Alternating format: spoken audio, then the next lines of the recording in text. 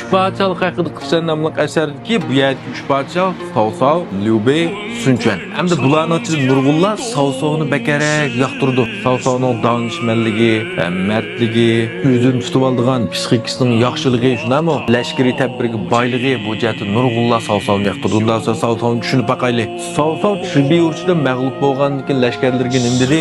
Jang deganda mag'lub bo'lish, g'alaba qilish ko'rinib turdi. Jangda mag'lub bo'lish qo'rqinchli emas, qo'rqinchligi mag'lubiyatdan keyingi tushkunlik. Biz uda g'alaba qilib ketdik. Bir haqiqatan mag'lub bo'lgan vaqtimiz keldi. Mag'lubiyatni ta'min etib beqishimiz kerak. Bo'lmasa biz bak mag'rurlanib ketamiz.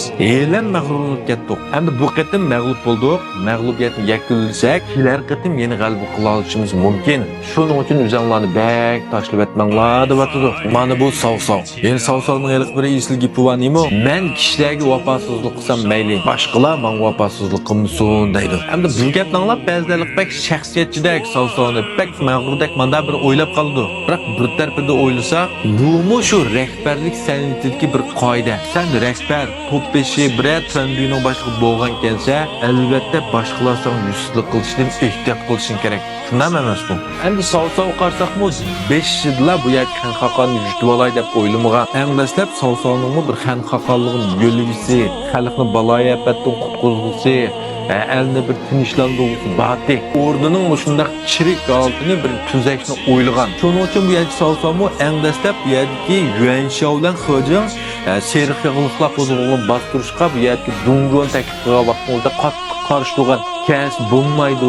Dungjo kelsa balki texnik ig'rofat yuz berishi mumkin degan. Biroq bu ishkisi bu Savsovni vaqt ko'zga ilmaydi-da, Dungjoni taklif qildi. Keyin Dungjo kelgandan keyin bu yerga Xojin o'ldi. Yuan Shao qochib ketdi. Hamda o'rda Dungjo qoldi. Jonni hamda haqiqiy ma'lumotchilik qopildi. Texnik ma'lumot bo'lib ketdi jon. Hamda mushunda xo'p kesmi bu yerga Savsov Dungjoga yolg'ondan beqinibdi deb bir fursatni saqladi. Hamda bu hamma odamga Savsov chiqib qo'y men fursat saqlayotmay yolg'ondan Dungjo beqinib jigilolmaydi-da. Hech kim bu yerga Savsovni tushunmadi.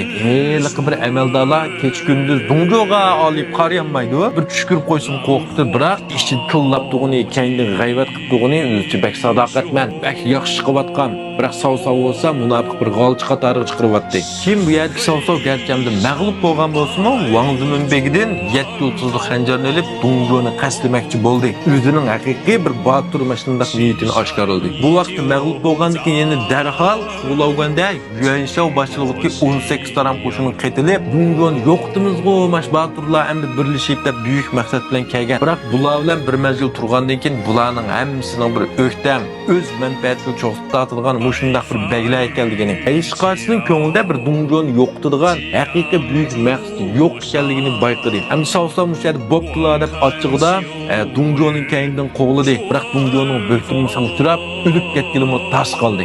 Keyin bu yerga yenib kelsa 18 taram bagliga voy kayf safa qilib mayich o'ltagan. Ham Savsovning qattiq ochiqmish vaqtini dedi. Nodonlar bilan hech aqmaylik deb, hamda men o'z oldimga ish qilsam bo'lmaydi. Bu baglar bilan birlashib bir ishni bir boshqa chiqarib bo'lmaydi deganni his qildi. Shuning bilan kim bu yerga Savsov Lijo bilan Gosuning o'ttirishga ma'lumotchilik chiqqan vaqtida o'lib ketay degan bu xaqonni vayron bo'lgan lo'yin baliq berib qutqizib akeldi. Hamda bu akagandan keyin shu vaqtimizda o'yladi, ay bo'ldi, endi bu xaqonga beqinib bir ish bo'lmaydi. Endi xaqondan foydalanib turib, baglarni besiq turdi degan niyatga omansizlikdan keldi. Shuning bilan bu yerdagi Savsov keyin bu yerdagi Lubuni mag'lub qilib, Shujoni haqiqiy tortib oldi. Uning keyindan Yuan Shao o'rtasidagi Guandu cho'ngjangi bo'ldi. Yuan Shaoni yo'qotdi. Yuan Shu o'zining xaqonni ataganda Yuan Shuni yo'qotdi. Keyin Liu Biaoning qo'lidan Jingjoni tortib oldi. Elni birlik keltirib bular degan vaqtda endi Sun Liu ittifoqi Sunchen bilan Liu Bei birlashib buni bir cho'ng mag'lub qildi bu vaqtning o'zida. Agar shu vaqtning o'zida Huarun yo'lida Guanyu mard qilib Savsovni qo'yib o'tmagan bo'lsa, Savsov o'lib ketdi. Hamma ish tugaydi bu vaqtda. 3 parchalikni balkim qayt yozgan bo'lardik. Shu vaqtda Alloh Sodiq qechib kelgan qo'shinlar yig'lab, qaqshab, qo'rqib, shundaq bir tushkunlik tug'an vaqtimizda Savsov yana o'zini yo'qotib qo'ymadi. Yana bularga tasalli bera oldi. Bularning kayfiyatini yuqori ko'tara oldi. Amaliyotda bundaq cho'ng ziyon tatgan vaqtimizda o'zini yana shundaq tutib ola oladigan, o'ziga emas, boshqalarga shundaq madad bera oladigan bundaq odam yana 1000 yilda bir ishkisi chiqadi ya chiqmaydi. Shunami? Endi bu jihatda biz savsovga qoyil olmay amalimiz yo'q. Savsov mosh vaqt o'zim dedi-ku, jondagi kishilar tunugin meni xato tushungan. Bugunmi meni xato tushunayotdi. Balkim ertamu yana xato tushunishi mumkin. Biroq men yenilaman. Men o'zgarib qolmadim. Men azaldan boshqalarning meni xato tushunishdan qo'rqib qolmayman. Boshqalar nima desa mayli. Undan so'ng sizlar deb biqinglar, sizlar savsovni qanday tushunsizlar? Savsov bo'lgan fikringlarni penguncha qoldirib biqinglar. Ham savsov mosh uch parchalik haqida qilsatki eng muhim, eng murakkab bir personaj. Onun ustiga bu yerdagi savsov, Sunchuan, Liubeylardan uchidan birisi nima uchun endi birlik keltirolmaydi? Bu yerda muhim bir sabab bor. Endi buni biroq yeshivsak pek uzoq mazmun bo'lib ketgan, yarim soatdan uzoq. Bu yerda yevasta asqulunganligi uchun astid qaytirishda degan ulanmaga esib qo'ydim. Ama savsovning shu hayotiga, mana shu uchidan birisi nima uchun endi birlik keltirolmaydi degan savolning bir javobini anglab baqlaydigan do'stlar. Astid qaytirishda degan ulanni setilib anglab baqsanglar bo'ladi. Rahmat.